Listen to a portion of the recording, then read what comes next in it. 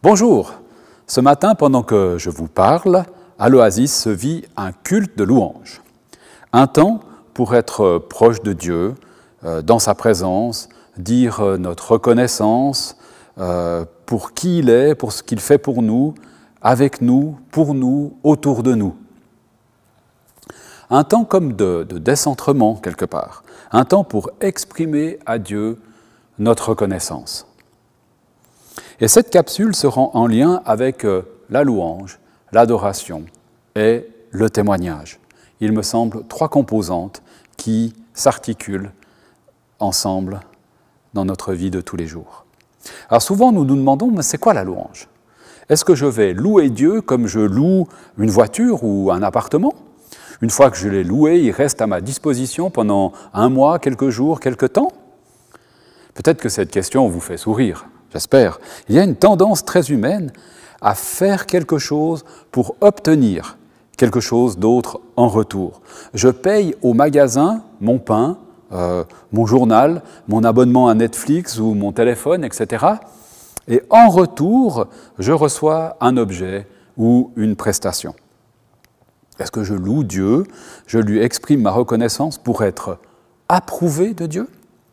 Bravo Claude, ta louange était très belle ce matin et je mets 10 crédits sur ton compte. Il me semble comprendre que la comptabilité céleste fonctionne autrement que la nôtre. Lorsque Jésus est mort sur la croix, on est bien sûr dans un langage de la souffrance, mais aussi de la comptabilité. Quand il est dit que Jésus a tout payé, c'est le langage d'une dette financière qui est payée à la place d'une autre personne. C'est exprimer que face à Dieu, nous avions une dette, nous étions débiteurs de Dieu et Dieu donc notre créancier. En mourant sur cette croix, Jésus efface notre dette envers Dieu. Alors me direz-vous, moi, j'ai rien demandé, j'ai rien acheté à Dieu, je lui dois rien. J'ai même pas besoin que Jésus paye quoi que ce soit pour moi. Oui et non, dirais-je. Une petite histoire pour nous aider à mieux comprendre. Quand il pleut, que le ciel est gris, qu'il fait froid, que mon moral est au fond du trou, est-ce que j'arrive à penser qu'au-dessus au-dessus de ces nuages, de cette grisaille, de cette pluie, de ce froid, se trouve un grand ciel bleu et un soleil radieux qui brille. Il est possible d'ignorer complètement qu'au-dessus des nuages, il y a le ciel bleu. Et pourtant, au-dessus des nuages, le ciel est bleu et le soleil brille. Ce n'est pas parce que je ne sais pas quelque chose que cette chose n'existe pas. Dans la Bible, dans ce livre de la Bible, se trouve une petite phrase qui nous place tous et toutes sur un pied d'égalité. Tous, toutes ont péché et sont privés de la gloire de Dieu. Ça laisse pas beaucoup de place à l'exception, en fait. Le péché, qu'est-ce que c'est ?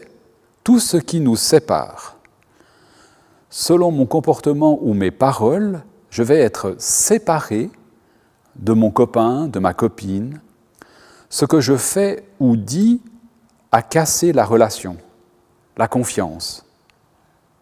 Ou alors, dans l'autre sens, ce qu'elle m'a fait ou ce que telle ou telle personne m'a fait ou m'a dit, après cela, j'ai vraiment pas envie de la voir et même de lui parler. La relation est coupée à cause d'un acte ou d'une parole qui nous ont blessés ou dont nous avons blessé quelqu'un d'autre. Et donc le péché, c'est ça, c'est rater l'objectif de la relation. D'une manière ou d'une autre, nous avons tous raté l'objectif de la relation avec Dieu. Ne serait-ce parce que je ne savais pas qu'il existait, ou que je ne voulais pas lui parler, parce que je pensais qu'il était injuste ou méchant, ou alors que c'était des histoires de grand-mère. La bonne nouvelle, c'est que ce même bouquin de la Bible nous dit « Dieu nous accorde la vie éternelle dans l'union, dans la rencontre, dans la suivance de Jésus-Christ. » Parce que Jésus a payé ta dette, tu peux avoir une relation avec ce Dieu qui t'aime tellement qu'il a donné ce qu'il avait de plus précieux, en fait, son Fils, Jésus, pour te réconcilier avec lui. Peut-être que tu ne savais pas qu'il y avait du soleil au-dessus des nuages, ou tu ne savais pas à quel point Dieu t'aime. Peut-être même que tu ne savais pas que Dieu existe, ou que tu pensais que c'était des balivernes. Ce matin, laisse-moi juste te dire une chose. Et si tu retiens rien d'autre que cela ce matin, ce n'est pas important. Mais ce qui est important, c'est ce que je vais te dire maintenant. C'est ça qui est vraiment vital. C'est le centre même de cette petite capsule. C'est d'entendre, mais surtout de réaliser au fond de ton cœur à quel point Dieu t'aime. Tu as une valeur inestimable pour Dieu. Dieu t'aime. Alors, ce petit détour nous ramène à la louange, à la reconnaissance. Cette louange, c'est prendre un temps d'arrêt, un temps à part, pour dire merci à Dieu pour cette relation restaurée, pour cette dette qui a été payée. Alors, il y a plusieurs histoires dans la Bible qui parlent de dettes payées pour illustrer ce que Jésus a fait pour moi et pour toi. Il se peut que ma vie ne soit pas tous les jours grand ciel bleu et soleil. Parfois, je suis sous la pluie, les nuages, l'orage, et même dans la boue. Pas terrible, hein. C'est pas tous les jours terrible, notre vie. Mais je sais qu'au-dessus de tout ce Bronx, j'allais dire, il y a le soleil et le ciel bleu. Que Jésus ne m'abandonne pas au fond de ce trou. D'ailleurs, il est dit dans cette même Bible, « Je suis avec toi tous les jours. Tous les jours, je suis avec toi. Je ne t'abandonne pas. Je suis là avec toi. » Là où je suis, soleil ou boue, je sais et j'expérimente la présence de Jésus à mes côtés. Là où tu es, tous les jours, Jésus est avec toi. Et c'est un sujet de reconnaissance, de louange. Alors la louange, c'est quoi finalement? On tourne comme autour du pot là. La louange, c'est une action dynamique. On dit parfois qu'une personne est digne de louange. C'est célébrer le mérite de Dieu en ce qui me concerne. C'est dire les bonnes choses que Dieu a faites pour moi, pour nous. J'aime personnellement dire merci à Dieu pour la possibilité d'être en relation avec lui. J'aime dire merci à Jésus d'avoir permis cette relation restaurée par sa mort et sa résurrection sur cette croix. Enfin, la mort, elle était sur cette croix, puis la résurrection pas, hein, c'était après.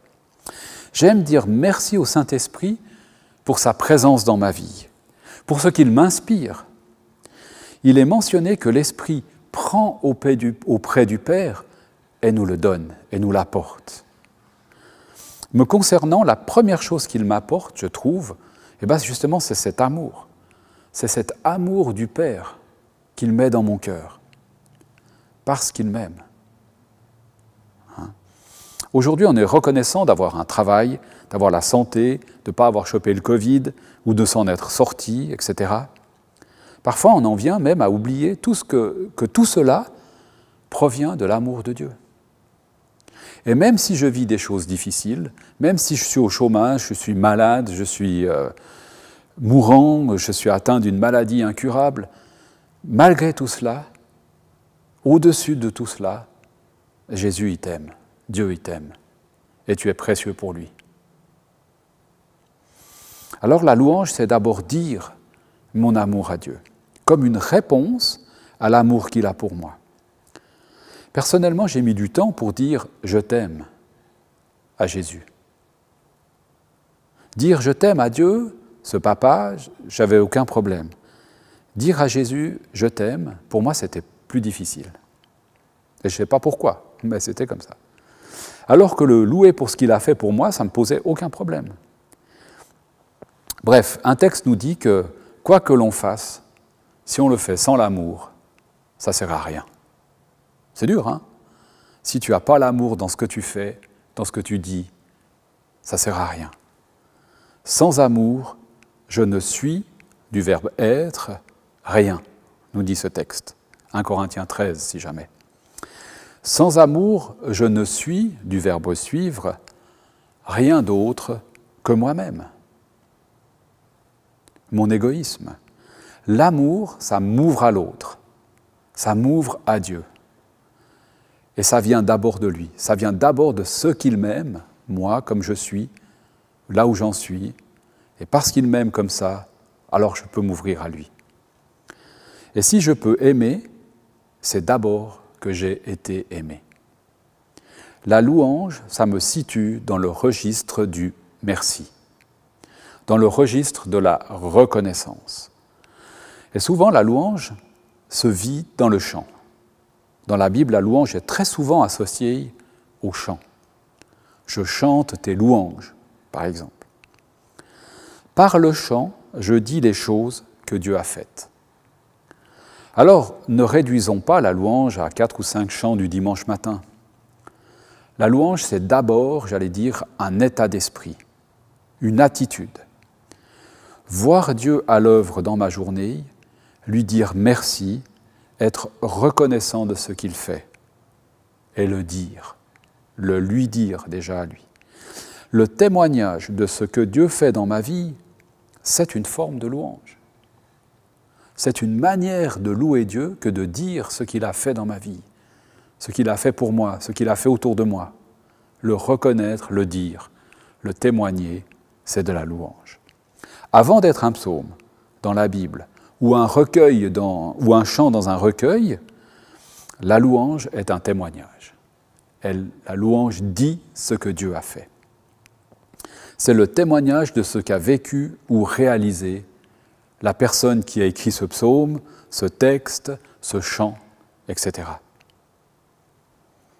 C'est une personne qui a mis des mots, des notes de musique sur ce que Dieu a accompli. Alors, élargissons la pratique de notre louange. Dans le cours de notre journée, louons Dieu pour qui il est. Dans notre quotidien, louons Dieu pour ce qu'il fait. L'adoration, c'est une autre chose que la louange. Parfois, on les mélange un peu comme ça. Hein. On dit on va louer et adorer Dieu. Et puis, c'est quand même deux choses un peu différentes. L'adoration, c'est la notion de plier le genou devant Dieu. Se soumettre, honorer Dieu, reconnaître sa sainteté. Quand on est dans la présence, la sainteté de Dieu, on ne peut que se plier devant lui, en fait. C'est se prosterner, reconnaître sa grandeur et sa sainteté. Littéralement, le mot « adorer », c'est se prosterner devant quelqu'un pour lui embrasser les pieds. Moi, j'aime ces définitions parce qu'elles m'aident à comprendre que non seulement je dis merci, mais en plus, je décide de vivre autrement, selon le modèle ou le principe d'amour du ciel. Pour comprendre l'adoration, on a un bon exemple de cette manière de faire dans la chevalerie du Moyen-Âge. Ce n'est pas biblique, mais c'est intéressant quand même. Les gens de l'époque étaient un peu soit des seigneurs, la noblesse, avec des terres et des moyens, soit de ceux qui cultivaient la terre ou étaient au service des nobles, assez peu de commerce, enfin il y en avait un peu dans les villes, mais en dehors des villes, c'était vraiment un peu la noblesse ou le paysan, si je peux dire comme ça, sans être péjoratif. Et tout d'un coup, on voit apparaître là au milieu une nouvelle sorte de personne, un nouveau rang, disons, social. Un groupe de nobles, entre guillemets, qui sont les chevaliers, avec une éthique, une manière de vivre, une morale, des règles.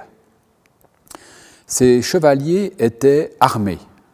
On a déjà vu tous des films, par exemple, avec des chevaliers. Et ils auraient pu devenir une menace, en fait, pour la noblesse en place. Mais la plupart d'entre eux n'étaient pas de la noblesse, donc n'avaient ni terre ni fortune. Et ils se mettaient comme ça au service de riches nobles et promettaient fidélité, honneur, respect, obéissance, soumission. C'était, il y a un terme pour ça, l'adoubement. L'adoubement. Le geste de se mettre à genoux devant le Seigneur et de recevoir les armes de la chevalerie. Et on voit souvent dans ces films de cap et d'épée un peu où le Seigneur pose l'épée sur l'épaule du chevalier qui est à genoux devant lui, avec la tête courbée. Enfin, vous voyez l'image. C'est aussi cette attitude, finalement, qui est mentionnée dans ce texte. Tu aimeras le Seigneur ton Dieu. Il y a une notion de se plier devant lui. Dans Genèse 22, au verset 5, il y a tout un récit, en fait, où Abraham part avec son fils Isaac pour monter sur la montagne, pour sacrifier son fils, en fait. Il part dans cette direction-là. Et à un moment donné, il arrête les serviteurs, et puis il leur dit « Restez ici avec l'âne, et moi et le jeune homme, nous irons jusque-là, donc jusque sur cette montagne, pour adorer, et nous reviendrons après, auprès de vous. » Le verbe ici utilisé, c'est celui de se prosterner, de plier le genou devant Dieu. Il part avec son fils pour plier le genou devant Dieu. Le geste d'obéissance et de soumission. Dans l'évangile de Jean, chapitre 4, verset 23, il est fait mention des vrais adorateurs, et je vous le lis, « L'heure vient, elle est déjà venue, où les vrais adorateurs adoreront le Père en esprit et en vérité, car ce sont là les adorateurs que le Père demande. » Cette notion de plier le genou devant Dieu, de se soumettre à lui, en fait. Pas seulement dire merci pour ce que tu as fait pour moi, mais en plus, plier vraiment le genou. Obéir au Père en étant conduit par cet esprit de vérité. Dans sa lutte contre Satan, Jésus réplique un petit peu, vous savez, il y a ce dialogue dans Luc 4, où Satan essaye de corrompre Jésus. Et à un moment donné, je vous le lis aussi, à partir du verset 5, le diable l'emmena plus haut, on ne sait pas où, et lui fit voir en un instant tous les royaumes de la terre.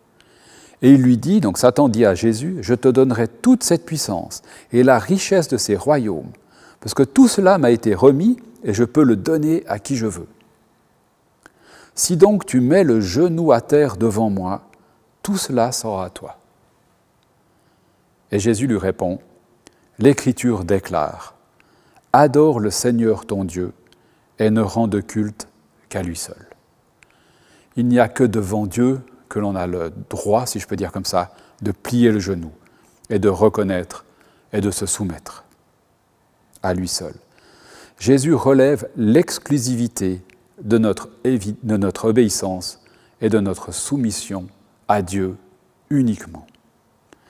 C'est la seule attitude possible devant la sainteté de Dieu que de mettre le genou à terre et de reconnaître sa toute-puissance et son autorité.